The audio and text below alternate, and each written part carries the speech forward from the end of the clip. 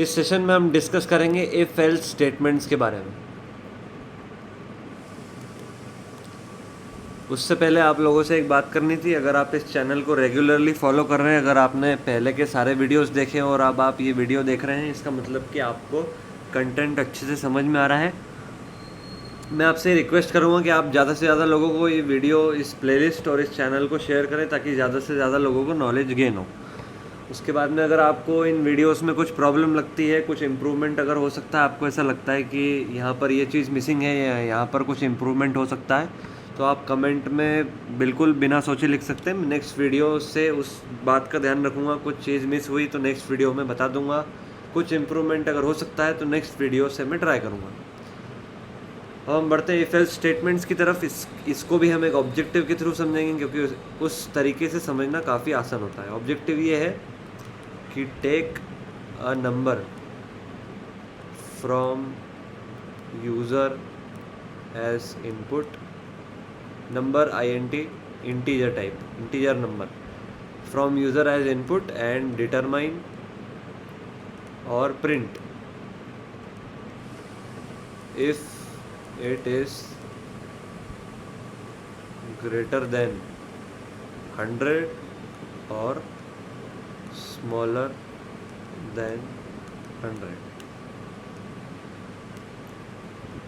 अब हमारा ऑब्जेक्टिव के साथ में एक ऑब्जेक्टिव ये भी है कि programme should logically be perfect. अब अगर डायरेक्ट प्रोग्राम बनाने चले तो डायरेक्ट प्रोग्राम बनाएंगे तो हम हैशटैग इंक्लूड stdio.h, इससे हम printf scanf का समझा दिया। आप सीधे मेन फंक्शन लिखना स्टार्ट करेंगे। अब यहाँ पर सीधे हमको दिख रहा है कि एक ही वेरिएबल की ज़रूरत पड़ेगी जो हमें इनपुट लेना है। उसके बाद में हम ये इनपुट ले लेंगे %d %x। अब इस पार्ट में हमें डिटरमाइन करना है।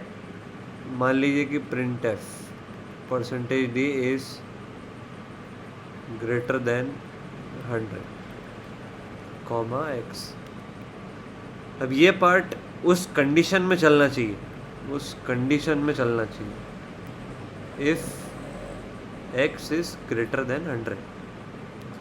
अगर ऐसा नहीं है तो फिर दूसरा स्टेटमेंट चलना चाहिए, printf %d is lesser than 100। काफ़ी सिंपल है। तो हमें इस टाइप की कुछ कंडीशन लिखनी पड़ेगी। इस कंडीशन को लिखने के लिए सी प्रोग्रामिंग लैंग्वेज में 2 कीवर्ड्स होते हैं। इंग्लिश में आप लीजिए, there are 2 keywords reserved for writing this conditional statements which are if and else. ये 2 कीवर्ड्स है जो सी और C++ प्रोग्रामिंग लैंग्वेज में यूज़ होते हैं कंडीशनल स्टेटमेंट्स लिखने के लिए। उसके बाद में इनका सिंटेक्स नोट कर लीजिए आप। सिंटेक्स, इफ यहाँ पर ब्रैकेट में कंडीशन आएगी, यहाँ पर आपका कोड आएगा, इसके बाद में एल्स आएगा, यहाँ पर वो कोड आएगा जो दूसरी कंडीशन में चलना चाहिए जब ये वाली कंडीशन ट्रू ना हो। फॉर एग्जांपल इस केस में अगर नंबर x से ग्रेटर है तो इसके अंदर का कोड चलना चाहिए, और अगर ऐसा नहीं है तो फिर एल्स वाला कोड चलना चाहिए। ये सिंटेक्स आप नोट कर लीजिए। उसके बाद में अब हम चलते हैं हमारे प्रोग्राम की तरफ। तो हम इस प्रोग्राम को कैसे लिखेंगे मैं आपको एक बार लिख के बता देता हूँ। फॉर एग्ज़ाम्पल हमने इनपुट वगैरह सब कुछ ले लिया है, हमें सिर्फ कंडीशन इवेल्युएट करके अपना रिज़ल्ट प्रिंट करना है जो हमारा मेन ऑब्जेक्टिव है। तो हम सिंपली ये लिख देंगे, if x is greater than 100, यहाँ पर आएगा printf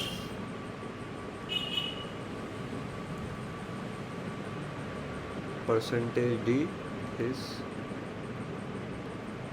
ग्रेटर देन 100, कॉमा इस %d को हम x से रिप्लेस कर देंगे।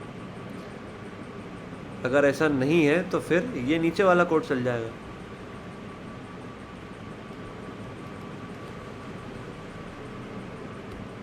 बाकी पूरा सब कुछ सेम।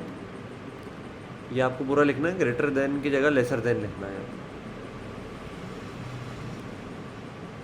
बस ये इतना सिंपल सा प्रोग्राम है। जैसे ही इसके बाहर आए हम रिटर्न 0 करवा के प्रोग्राम एंड करवा देंगे। अभी लिखने की ज़रूरत नहीं है, मैं जब कोड पूरा लिखूँगा जब आप लिखिए। और मेरी राय ये रहेगी कि आप जब प्रोग्राम को नोट करते हैं तो प्रोग्राम को आप नोट कीजिएगा कंपाइल होने के बाद। अगर वो प्रोग्राम सक्सेसफुली कंपाइल होता है उसके बाद आप नोट कीजिएगा। अगर पहले नोट कर लेंगे, मान लीजिए उसमें कुछ एरर निकला, तो फिर आपको वापस से काट के और जो मैं बाद में एडिट करके प्रोग्राम लिखूँगा उसको लिखना पड़ेगा। ये सब झंझट से बचने के लिए आप हमेशा कंपाइल हो जाने के बाद में सही आउटपुट आने के बाद में लास्ट में कोड लिखा करिए, उससे आपका कन्वीनियंस रहेगा। अब हम चलते हैं कोड लिखने।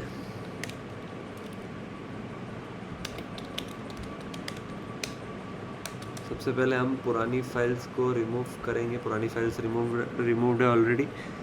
नई फाइल बनाएंगे हम। इस बार हम फाइल का नाम रखेंगे example.c।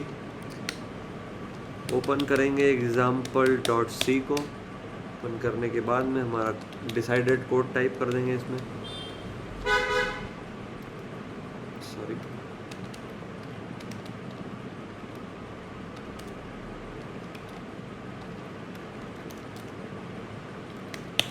एक वेरिएबल की हमें ज़रूरत है। उसके बाद में हम यूज़र इंटरफेस अब से बना के चलेंगे हमेशा। Enter a number. अब हमारी ऐसी बात हुई कि आपको प्रिंटफ के एंड में बैकस्लैश n लगाना चाहिए। मैं यहाँ पर इसलिए नहीं दे रहा हूँ क्योंकि अगर मैंने यहाँ पर बैकस्लैश n दे दिया तो फिर कर्सर नेक्स्ट लाइन पे चले जाएगा और वो उतना अच्छा नहीं दिखेगा जितना अच्छा ये वाला बिना बैकस्लैश n के दिखेगा। यहीं से हम इनपुट ले लेंगे। हमारे x की जगह पे %d टाइप का इनपुट है और $x मतलब कि x के एड्रेस पे रखा जाना चाहिए। प्रिंटफ स्कैनफ के बाद में इफ़ कंडीशन आएगी। इफ़ कंडीशन में हम लिखेंगे x is greater than 100। Sorry, इस कंडीशन पे स्क्रीन पर प्रिंट होना चाहिए %d इज़ ग्रेटर देन 100। इधर हम बैकस्लैश n ज़रूर देंगे। मान लो कि ये कंडीशन मैं आपको फुल स्क्रीन कर देता हूँ। मान लो कि सॉरी मैं रिटर्न 0 लिखना भूल गया पहले।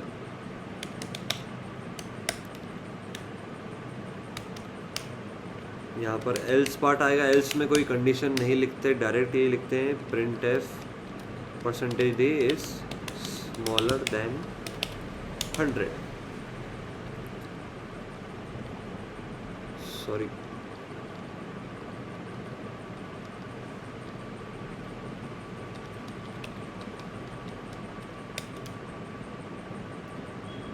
एल्स में हम डायरेक्ट लिखते हैं %d इज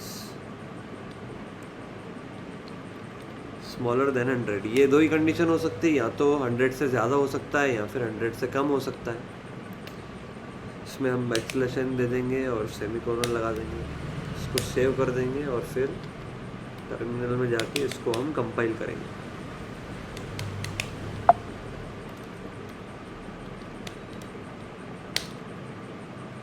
इसमें कुछ प्रॉब्लम है। printf %d, ये देखिए मेरे से ये गलती हुई है यहाँ पर, मैं आपको बता देता हूँ। ओपन, इसलिए मैं बोलता हूँ कि आप जब प्रोग्राम नोट करते हैं तो कंपाइल होने के बाद करिए नोट उसको। गलती मेरे से ये हुई कि मैंने यहाँ पर %d तो लिख दिया लेकिन इसके लिए कोई वैल्यू प्रोवाइड नहीं करी। तो यहाँ पर x प्रिंट होना चाहिए और सिमिलरली यहाँ पर भी x प्रिंट होना चाहिए। इसको सेव करके कंपाइल करेंगे वापस से। अब ये कंपाइल हो जाएगा। अब इसको एग्जीक्यूट करके अभी बोल रहा है एंटर अ नंबर। यहाँ पर मान लीजिए हमने इनपुट डाला 25। जैसे हम एंटर हिट करेंगे तो 25 इज स्मॉलर देन 100। ये स्मॉलर देन वाला लॉजिक हमारा ठीक है।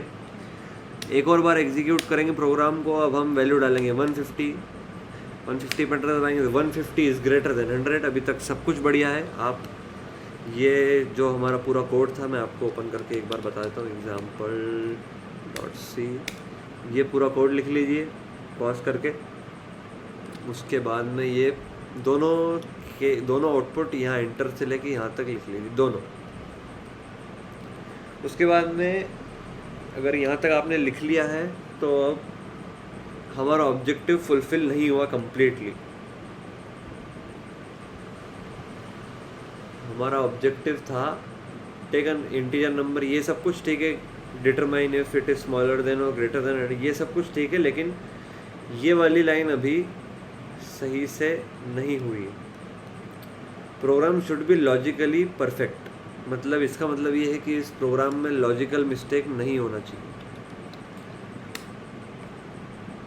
मेरे हिसाब से या किसी अच्छे प्रोग्रामर के हिसाब से इस पर्टिकुलर प्रोग्राम में लॉजिकल मिस्टेक है। अगर आप ढूंढ सकते हैं लॉजिकल मिस्टेक तो 5 या 10 मिनट वीडियो को पॉज कर लीजिए यहीं पे और यहाँ पर से ही वो लॉजिकल मिस्टेक ढूंढिए। अगर आप नहीं ढूंढ पा रहे तो मैं बता देता हूँ आपको। फॉर एग्जांपल हमने इसको प्रोग्राम को रन किया। प्रोग्राम को रन करते टाइम हमने इनपुट दिया 100 में अब प्रिंट हो रहा है 100 इज स्मॉलर देन 100, जो कि लॉजिकली इनकरेक्ट है। यहाँ पर प्रिंट होना चाहिए था 100 इज इक्वल टू 100। ये समझना अभी फ़िलहाल में बहुत ज़रूरी है। 100 इज स्मॉलर देन 100, ये जब प्रिंट हुआ जब हमने 100 दिया, मतलब कि ये लॉजिकली इनकरेक्ट है। तो अब इसको सही करना पड़ेगा। इसको सही करने के लिए हम सही करने से पहले कुछ बातें समझते हैं इफ एल्स के बारे में, ताकि हम उस चीज़ को अच्छे से सही कर सकें। सबसे पहली बात आप लिख लीजिए, writing else statement is not compulsory. इसका मतलब ये है कि अगर कोई इफ स्टेटमेंट लिखा है, उसमें कुछ कोड है, तो ज़रूरी नहीं कि उसका एल्स कुछ हो। अगर एल्स नहीं भी लिखते तो कोई प्रॉब्लम नहीं, कंपाइलर एरर नहीं देगा। वो सिर्फ इफ़ कंडीशन चेक करेगा, सही होगी तो अंदर वाला कोड चलाएगा, नहीं होगी तो वो आगे बढ़ जाएगा। अब एक चीज़ इम्पॉर्टेंट डिस्कस करते हैं जो हमने पहले पढ़ा हुआ है, उससे रिलेटेड हम ये समझेंगे कि इफ़ स्टेटमेंट होता है, अभी एल्स पे ध्यान नहीं, चलिए इफ़ और एल्स दोनों स्टेटमेंट पे हम ध्यान देते हैं। हम ये डिस्कस करते हैं कि वो स्टेटमेंट फंक्शन कैसे करता है, काम कैसे करता है। सबसे पहला डाउट तो ये है कि इफ़ कोई फंक्शन नहीं है, सिर्फ यहाँ पर पैरेंथेसिस आ रहा है, हम यहाँ कुछ लिख रहे हैं, इसका मतलब ये नहीं कि इफ़ एक फंक्शन है। आप लिख लीजिए if else is not a function. उसके बाद में एक इम्पॉर्टेंट चीज़, अब यहाँ पर हम एक कंडीशन लिखते हैं। फॉर एग्जांपल हमने इस केस में लिखी है x इज़ ग्रेटर देन 100। ये कंडीशन जाती है हमारे लॉजिकल यूनिट के पास में, हम ये सीख चुके हैं। लॉजिकल यूनिट होता है सीपीयू में अरिथमेटिक एंड लॉजिक यूनिट, जिसको हम प्रोसेसर भी बोलते हैं। ये स्टेटमेंट लॉजिकल यूनिट में जाएगा और लॉजिकल यूनिट इसके बदले कुछ रिटर्न करती है। वो रिटर्न इस पे डिपेंड करेगा कि x इज़ ग्रेटर देन 100 और नॉट। फॉर एग्जांपल हमारा फर्स्ट केस था 25। अब 25 इज़ ग्रेटर देन 100 गया लॉजिकल यूनिट के पास में, लॉजिकल यूनिट ने आंसर बताया 0, मतलब कि फॉल्स। एक और केस था जिसमें 150 गया, 150 इज़ ग्रेटर देन 100, जो कि सही है, तो फिर लॉजिकल यूनिट ने दिया 1। ये जो लॉजिकल यूनिट रिटर्न करता है, ये जो चीज़ है वो यहाँ पर आके रखा जाती है और ये इफ़ स्टेटमेंट कन्वर्ट हो जाता है इस इफ़ स्टेटमेंट में। बस ये जब ट्रू हो, और अगर फॉल्स हो तो यहाँ पर 0 आ जाएगा, इफ़ 0 और ऐसा। और इन दोनों का ही कुछ रिस्पेक्टिव एल्स है, अभी मैं क्लियरली नहीं बता रहा हूँ, मैं अभी अच्छे से समझाऊंगा आपको। 0 अगर आ जाए तो एल्स वाला स्टेटमेंट चलता है, अगर 1 रहे तो इफ़ वाला चलता है, एल्स वाला पार्ट इग्नोर हो जाता है। अगर 0 रहे तो इफ़ वाला पार्ट इग्नोर होता है, एल्स वाला पार्ट चल जाता है। अब इसका प्रूफ क्या है कि ऐसा ही होता होगा, तो मैं आपको प्रोग्राम में ही चेंज करके दिखा देता हूँ।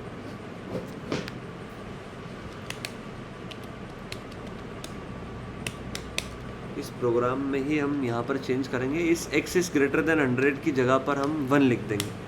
इसको सेव कर लेंगे। 1 का मतलब कि ट्रू हो गया। अब जब हम इस प्रोग्राम को रन करेंगे तो हर कंडीशन में हम जो भी नंबर दें, छोटा या बड़ा, जो भी नंबर दें x, y, z, उनमें से जो भी नंबर दे हमेशा इफ़ कंडीशन में जो हमने लिखा वही प्रिंट होगा, क्योंकि हमने वहाँ पर 1 लिख दिया। 1 अरिथमेटिक लॉजिक यूनिट जब रिटर्न करता है जब कंडीशन ट्रू हो। हम यहाँ पर इसको कंपाइल कर लेंगे। उसके बाद में इसको जब हम अब एग्जीक्यूट करेंगे, अब मान लीजिए 25 भी अगर दिया तो भी वो यही बोलेगा कि 25 इज़ ग्रेटर देन 100। अगर 150 भी दिया तो भी वो यही बोलेगा कि 150 इज़ ग्रेटर देन 100। सॉरी, 150 भी दिया तो भी वो यही बोलेगा कि 150 इज़ ग्रेटर देन 100। इसका मतलब ये हुआ, हमने अभी अभी ये प्रूफ किया है कि इफ़ स्टेटमेंट में जो कंडीशन रहती है, यहाँ पर कंडीशन, वो लॉजिक यूनिट के पास जाती है। लॉजिक यूनिट उसका आंसर उठाकर यहाँ पर रख देता है, इफ़ और आंसर, या तो ट्रू या तो फॉल्स। ट्रू बाइनरी में 1 होता है, फॉल्स बाइनरी में 0 होता है। काफ़ी ये सिंपल सी चीज़ है, लेकिन ये जो चीज़ मैंने अभी भी बताई ये ज़्यादा लोगों को पता नहीं रहती है। अगर आप अपने आप प्रोग्राम में आगे जाके कहीं पर कुछ ऐसा यूज़ करते हैं, इफ़ 1, या फिर कहीं कंडीशन लिखनी हुई, आपने वहाँ 1 लिख दिया, उसका मतलब ट्रू होता है, ये आप समझेंगे। कोई दूसरा programmer, most probably 80% of the programmers को ये चीज़ पता नहीं होती। आई होप आप ये वाला पार्ट समझे होंगे। उसके बाद में इफ़ के लिए एल्स हो, ये ज़रूरी नहीं है, ये हम डिस्कस कर चुके हैं। अब हम उस लॉजिकल एरर को सही करेंगे जो हमारे ऑब्जेक्टिव वाले प्रोग्राम में था। तो अब हमने ये प्रोग्राम देख लिया, अब हम एक दूसरी अप्रोच से उस प्रोग्राम को लिखेंगे। इसमें मैं 1 की जगह वापस x इज़ ग्रेटर देन 100 रख दूंगा। एल्स में मैं क्या करूँगा, इफ़ में अगर कंट्रोल नहीं जाता है तो कंट्रोल एल्स में जाता है। अब हम क्या करते हैं, यहाँ पर अपना थोड़ा सा दिमाग लगा के यहाँ पर एक और इफ स्टेटमेंट लिख देते हैं।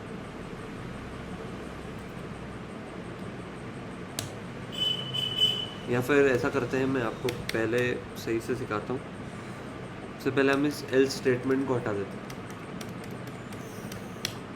हम एक दूसरा इफ स्टेटमेंट लिखते हैं, x इज लेस देन 100। इस कंडीशन में हम लिखते हैं यही वाला स्टेटमेंट, लेकिन लेसर देन की। इसमें हम लिखेंगे लेसर देन, और यहाँ पर एक एल्स लिखेंगे।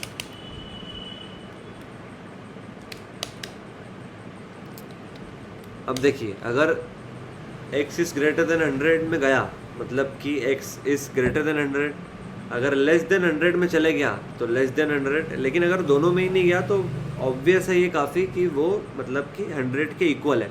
मतलब एक नंबर यहाँ तो 100 ना तो 100 से बड़ा है ना ही 100 से छोटा है, तो वो एक ही नंबर हो सकता है, खुद 100। इस केस में हम प्रिंट करेंगे printf % d is equal to 100।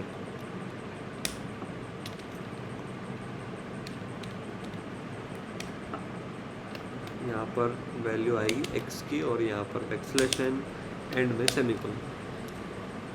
इस प्रोग्राम को आप नोट कर लीजिए अच्छे से। उसके बाद में अब हम इस प्रोग्राम को रन करके देखते हैं। इस प्रोग्राम को आप अभी से नोट कर लीजिए, एक बार मुझे कंपाइल करने दीजिए। अब इस प्रोग्राम को हम रन करके देखते हैं। इस प्रोग्राम को जब हम gcc example.c a.out, अब हम सबसे पहले 100 के लिए टेस्ट करेंगे। 100 के लिए जैसे टेस्ट करेंगे तो अब सही आउटपुट आ रहा है, 100 इज़ इक्वल टू 100। उसके बाद में अब हम उस नंबर के लिए चेक करेंगे जो 100 से छोटा हो, फॉर एग्जांपल a.out। उसके बाद में हम फॉर एग्जांपल 25 के लिए चेक करते हैं। तो जैसे 25 के लिए चेक करेंगे तो 25 इज़ लेसर देन 100। अभी तक बिल्कुल परफेक्ट है और आपको अभी ये प्रोग्राम बिल्कुल परफेक्ट लग रहा होगा, लेकिन इसमें भी लॉजिकल मिस्टेक है। आप इस पूरे प्रोग्राम को नोट डाउन कर लीजिए, और इसके बाद में मैं ये भी बता रहा हूँ कि इसमें क्या मिस्टेक है। अब सबसे पहले मान लो कि x इज इक्वल टू 100 की बात करते हैं, तो सबसे पहले इस इफ को चेक करेगा, इसकी फॉल्स आ गई तो उसके बाद में इसको चेक करेगा। इसका फॉल्स आने के बाद में इससे एसोसिएटेड इस एल्स में जो लिखा हुआ है वो चल जाता है। तो जब ये कंपैरिजन चलता है तो 100 इज़ ग्रेटर देन 100 वो फॉल्स, 100 इज़ लेस देन 100 वो भी फॉल्स। इसका मतलब कि ये स्टेटमेंट चल जाएगा। जैसे हमने लेस देन के लिए दिया तो मान लीजिए कि ये वाला स्टेटमेंट फॉल्स, ये ट्रू हो जाएगा, इसके अंदर का स्टेटमेंट चल जाएगा, एल्स को इग्नोर करेगा और फिर वो प्रोग्राम एंड हो जाएगा। अब जैसे ही हम ये वाले स्टेटमेंट के हिसाब से इनपुट देते हैं, फॉर एग्जांपल कि 150 इनपुट दिया तो 150 इज़ ग्रेटर देन 100 प्रिंट हो जाएगा, लेकिन फिर ये इफ़ कंडीशन चेक होगी, ये फॉल्स होगी और फिर ये वाला भी उसके जस्ट आगे ही प्रिंट हो जाएगा। टेस्ट करके देख लेते हैं। आई होप आपको ये पार्ट समझ आया होगा। टेस्ट करके देखते हैं। हम 150 इनपुट देते हैं तो अब देखिए आप दोनों स्टेटमेंट पुट हो रहे हैं, मतलब प्रिंट हो रहे हैं, मतलब कि इसमें भी लॉजिकल मिस्टेक है। इसको सही करने के लिए कुछ नहीं, इसको सही करने के लिए हम सिर्फ एक छोटा सा रूल यूज़ करेंगे। मैं बता देता हूँ आपको, मैंने आपको अभी थोड़ी देर पहले ही लिखा है। ये जो हमने स्टेटमेंट लिखा है, ये writing else statement is not compulsory, इसको हम यूज़ करेंगे। और जो हमारा थर्ड जो हमने एल्स स्टेटमेंट लिखा हुआ है, इसको हम एडिट करके एक और इफ़ स्टेटमेंट बना देंगे। अब आपको अगर ऑपरेटर याद हो तो एक इक्वालिटी ऑपरेटर था 100, जिसमें डबल इक्वल टू यूज़ होता है। तो x इक्वल टू 100, इसमें वो ये चेक करेगा कि क्या जो वैल्यू है अंदर, जो स्टोर्ड वैल्यू है वो x के इक्वल है या नहीं। ये जो अब प्रोग्राम है आपकी स्क्रीन पर, ये एकदम परफेक्ट है, बिल्कुल एरर फ्री प्रोग्राम है। इस प्रोग्राम में कोई इशू नहीं है। एक बार इसको तीनों टेस्ट केस के लिए रन करके देख लेते हैं।